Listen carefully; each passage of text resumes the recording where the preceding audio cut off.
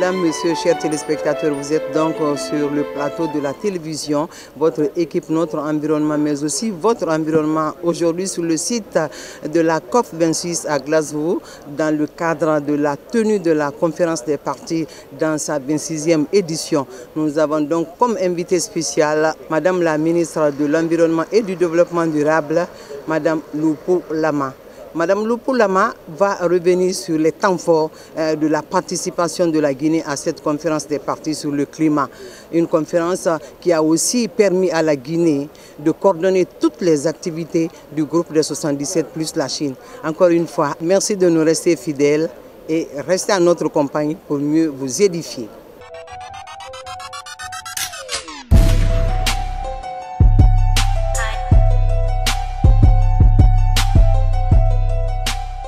Je le disais donc à l'entame de cette émission, notre environnement, mais aussi votre environnement, que nous recevons sur ce plateau comme invité spécial, Madame la ministre de l'Environnement, Madame Loupou Lama, qui a eu à conduire la délégation guinéenne sur le site de la COP26. Madame, bonjour. Bonjour madame. Vous êtes donc la ministre de l'Environnement, vous avez pris part aux travaux de la COP26. Qu'est-ce qu'on peut retenir de la participation de la Guinée? Je vous remercie madame de l'opportunité que vous m'offrez pour m'exprimer sur la participation guinéenne à la COP26. Je tiens d'abord à préciser que la COP26 a commencé le 31 octobre 2021 et elle prendra fin aujourd'hui, 12 novembre 2021, de façon classique. Alors, la délégation guinéenne a participé à la COP. D'abord, nous avons commencé par faire participer les experts, ces experts qui ont participé aux instances de la COP qui discutent de l'accord de Paris, de la Convention de Kyoto et de la Convention elle-même.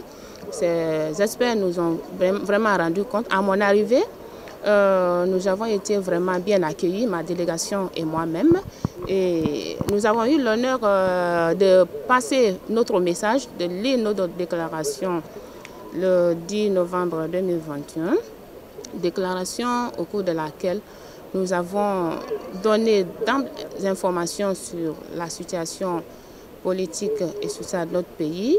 Nous avons remercié le pays hôte au nom du président de la République, le chef de l'État, le colonel Mamadi Doumbouya. Nous avons réitéré notre engagement et notre attachement à respecter tous les accords bi- et multilatéraux dont on est parti, dont la République de Guinée est partie. Et nous avons réitéré aussi notre engagement à respecter l'accord de Paris qui demande à tous les États de réduire leurs émissions de gaz à effet de serre. Nous n'avons pas manqué d'interpeller les pays développés sur le fait qu'ils doivent honorer leur engagement dans la mobilisation des 100 milliards de dollars nécessaires pour le financement des projets d'atténuation des émissions de gaz à effet de serre, mais aussi des projets d'adaptation au changement climatique. Vous êtes revenu sur les points saillants de l'engagement de la Guinée. Je le disais tout à l'heure, il y a eu des rencontres phares, vous avez eu à échanger avec les experts de la BAD, vous avez eu à rencontrer, je veux que vous reveniez sur votre rencontre notamment avec le secrétaire général bien avant de parler d'autres rencontres des Nations Unies. Ce fut un grand honneur pour vous et pour la Guinée. Oui, cette rencontre a été vraiment un grand honneur pour la Guinée, la République de Guinée, parce que c'était la première du genre. Depuis que la Guinée a commencé à participer à la COP, je pense que c'était la première du genre et à un moment crucial de l'histoire de notre pays. Ça, c'est vraiment salutaire. C'est avec honneur que le secrétaire général des Nations Unies nous a reçus. Et vraiment, ce qui était exceptionnel, c'était que pour une première fois, l'entretien s'est passé en français. Et à l'entame, nous sommes réjouis du fait que dès les premières heures de la transition, les Nations Unies se sont engagées à appuyer le processus de transition qui est en cours en Guinée.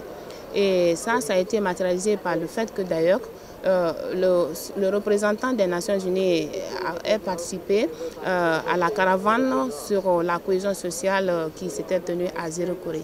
Et je n'ai pas manqué, au nom du président de la République, de remercier très sincèrement les Nations Unies pour cet appui et de souhaiter le renforcement de cet appui pour qu'enfin qu'on puisse avoir une transition réussie, une transition qui comportera des institutions fortes et où le développement durable et meilleur pour le peuple de Guinée sera amorcé. Il y a que vous avez eu à placer un mot lors de la rencontre des ministres francophones de l'environnement. Oui, parce que nous nous sommes rendus compte que dans les instances de négociation de la Convention, de l'accord de Paris et autres, les pays francophones sont ségrégés sur le plan de l'utilisation de la langue. Aux Nations Unies, nous avons 6 langues au minimum, dont le français qui est reconnu. Mais dans ces instances de négociation, les présentations sont faites en anglais, les documents sont produits en anglais, pas d'interprétation même au niveau ministériel, sauf les réunions de haut niveau en plénière. Et là, nous avons mis l'accent sur ça et nous avons dit que cette injustice avait un impact sur la compétitivité des pays francophones du point de vue éligibilité aux projets et aux finances, parce que lorsqu'un document est envoyé en anglais aux pays francophones et aux pays anglophones au même titre, le pays francophone aura d'abord un temps pour traduire ce document dans sa langue. Et en cas de mauvaise compréhension du document, ils vont formuler des projets qui ne seront pas bancables, qui seront hors sujet, puisque tout simplement le contenu du document n'a pas été bien appréhendé. Et nous avons plaidé pour que la langue française soit utilisée au même titre que les autres langues des Nations Unies. Il y a que ces barrières linguistiques ont été identifiées au cours de plusieurs rencontres dans les thématiques qui sont débattues par les experts. Le renforcement des capacités, on en a besoin. Est-ce que cela aussi, ce point a fait l'objet de débats entre vous et certains partenaires? Bien sûr, bien sûr.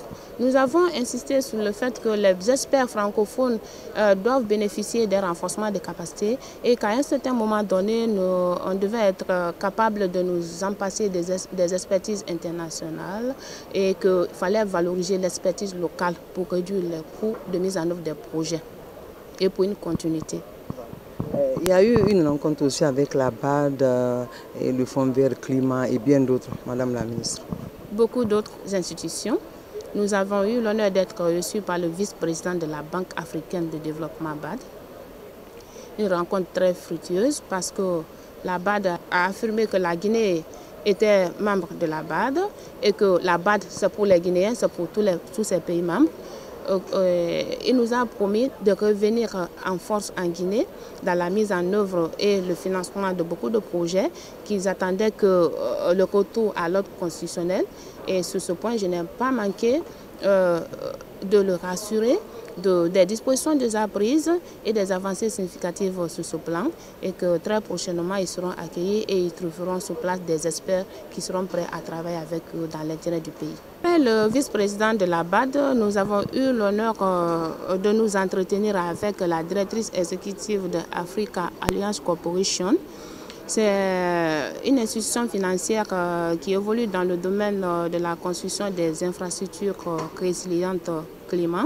Ils nous ont fait comprendre que l'institution évoluait déjà dans le domaine minier et plus précisément la bauxite. Donc, ils nous ont dit qu'il y avait un projet pilote en cours et que la Guinée faisait partie de ce projet pilote. Elle s'est même dit intéressée à rendre visite aux Guinéens et que nous avons convenu qu'en 2022, début 2022, elle sera en Guinée.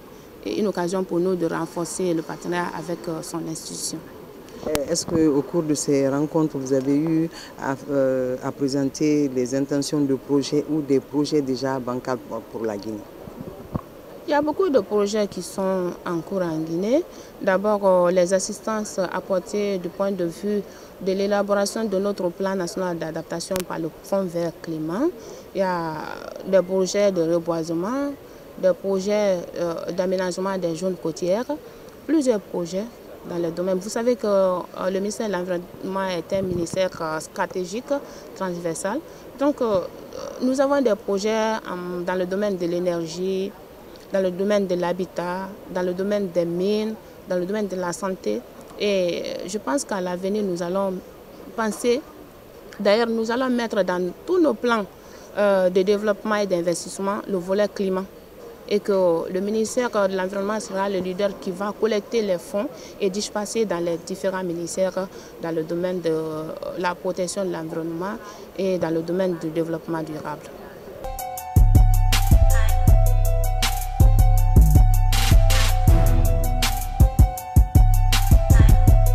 Chers téléspectateurs, vous êtes donc dans votre émission Notre Environnement, mais aussi votre environnement.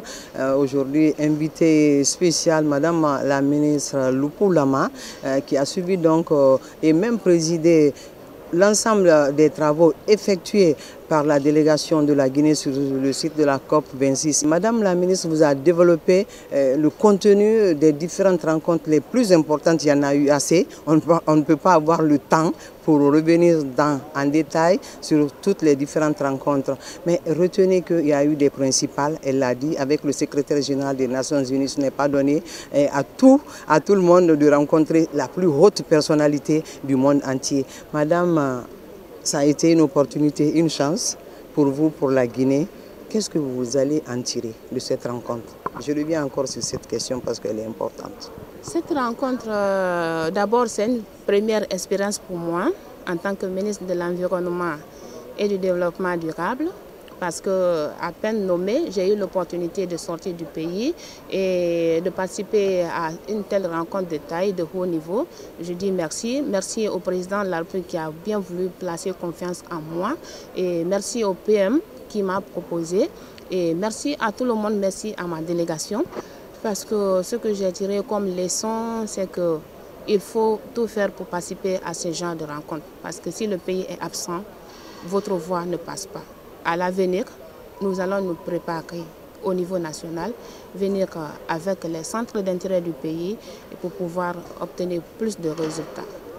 Vous avez aussi parlé de la participation en prélude à la tenue de la COP26 des experts de la Guinée qui étaient là sur le terrain, qui ont travaillé avec des négociateurs.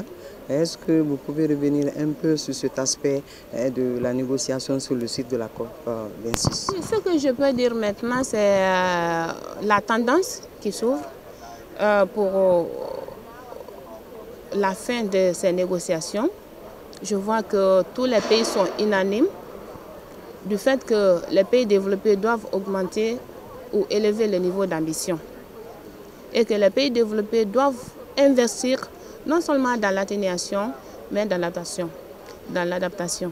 Mais ce qui intéresse plus les pays les moins avancés, les pays du groupe africain, c'est le volet adaptation. Nous voulons avoir plus de projets, plus de financement pour nous adapter au changement climatique. Et l'un des aspects qui a toujours été ignoré dans ces négociations, c'est le mécanisme de financement des pertes et dommages. Là, si nous n'avons pas de décision, nous aurons une déclaration dans ce sens. Vous sortez, Rue Gaillardy, vous sortez très expérimenté de cette COP26. Comme perspective, qu'est-ce que vous avez? Comme perspective, dès notre retour en Guinée, nous allons déposer le rapport au gouvernement, le ministère de l'Environnement et du Développement durable via la primature. Nous allons organiser un atelier de restitution qui va regrouper tous les acteurs de l'administration, même le secteur privé et pourquoi pas la société civile. Et nous allons faire en sorte que la participation guinéenne soit mieux préparée. Et je profite de l'occasion pour informer que la prochaine COP est prévue en novembre 2022 en Égypte. Ça, ce sera la COP en Afrique. Je ne peux pas terminer cette interview sans remercier toute l'équipe, toute la délégation guinéenne. Chacun était à pied d'œuvre. Les journalistes étaient là. Ils n'ont voulu manquer aucune occasion, aucune opportunité, ils étaient là. Les experts ont négocié, ils ont fait un compte rendu fidèle à la ministre de l'Environnement, à ma personne. Donc je tiens à remercier tout un chacun. Monsieur l'ambassadeur a effectué 2 déplacements pour cette COP. La première, c'était l'ouverture, et dès qu'il a appris que la ministre devait venir pour les dernières semaines, il a effectué le déplacement et il était là. Sa participation était d'une importance capitale parce qu'il a joué le rôle qu'il lui faut. Voilà, chers téléspectateurs, l'émission va s'achever, mais avant, nous allons remercier Monsieur l'ambassadeur Alexandre Cesselois pour sa disponibilité à accompagner la délégation de la Guinée durant cette semaine de la COP. Encore une fois, merci de nous rester fidèles et à la prochaine.